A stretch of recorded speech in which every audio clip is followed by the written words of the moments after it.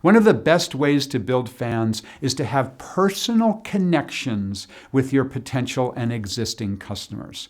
Are you able to get into the personal space and social space of your customers? This idea of proximity and the 4 zones of human interaction are really important for this concept. You might remember that public space is 12 feet or further away, so that's people who are far away from you. Then you've got social space, people who are within 4 feet of you to 12 feet. That's typically people in the same room but that you're not having a conversation with. Then there's personal space, which is 1.5 feet to 4 feet away. That's cocktail party distance when you're having a conversation with someone. There's also intimate space, but that's not important for us because that's reserved exclusively for intimate friends, for family members. So can you get within 1.5 feet to 4 feet, which is personal space of your customers? This is incredibly powerful to us humans because when we trust someone and they're in our personal or social space, then we have true human connections. Our bodies are hardwired for this. That's what Josh did. Josh runs an egg business in Melbourne, Australia. It's called Josh's Rainbow Eggs, which he started when he was 9 years old. Living on a farm outside of Melbourne, his parents said to him, hey, if you'd like to make a little bit of extra money, why not go door to door and sell eggs to the neighbors? Josh said he thought that was a good idea, and he started to sell eggs, knocking on doors. People would open the door, and there's cute little Josh selling eggs, and people were naturally in his personal space within 4 feet of Josh. He was building human connections with the people that he was selling to. He started to sell quite a few eggs. Soon, by age 11, he was selling at farmers markets. And the same thing was happening. Because he was hand selling his eggs at farmers markets, he was able to get within the personal space and the social space of his customers. And he did well in farmers markets, selling even more eggs. Then he went to the manager of his local supermarket, Coles, and he said, hey, I'd like to sell my eggs in your store. And they had a meeting at the headquarters. They agreed, Josh is now 13 years old, that he can sell his eggs in the supermarket. And he went after school many days, and he went on Saturdays to hand sell his eggs to customers, to answer their questions. He was again in their personal space within 4 feet of his customers. He started to sell really well. And then he was in more supermarkets. He couldn't go to all of them, of course, but he did go on a regular basis to the supermarkets to have conversations with his customers. Remarkably, at age 17, when we interviewed Josh, he was selling 9,000 dozen eggs per week, and he employs his parents in his business. And it's because he developed close personal connections with his customers by being in their social space, by being in their personal space. And this is exactly what you can do. You can figure out, how can I physically connect with my customers? How can I physically be in the same room with them, have conversations with them? That's terribly important for this idea of building a fanocracy. I've always thought it was interesting that Starbucks does so well. You know how they're always packed?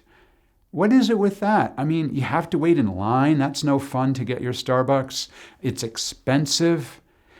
I think it's because at a Starbucks, you can spend a little bit of time in the social space of people who are just like you, and you feel comfortable in that social space. And for people who work at home or people who just have time to kill, it's much nicer to be together with other like-minded people. The idea of close proximity to people is one reason why Inbound is such a fabulous event. We can learn many of the ideas that you can learn at Inbound virtually. You can go to HubSpot Academy, you can see webinars, there's all sorts of different ways to learn the ideas, but you can't have physical connections with other like-minded people, other marketers, other salespeople, other customer support people. You can't have physical connections and meet people in person, in their personal space, social space, with HubSpot employees or even HubSpot Academy professors unless you're physically at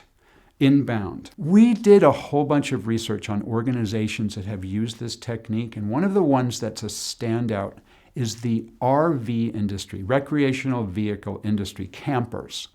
We spoke with a number of different people in this industry, and it's remarkable how the industry as a whole came together in order to showcase how people can interact in a close, personal way by being in the personal space of one another while they're camping, and use that in their advertising, in their photographs, and in the ways that they talk and market the entire recreational vehicle industry.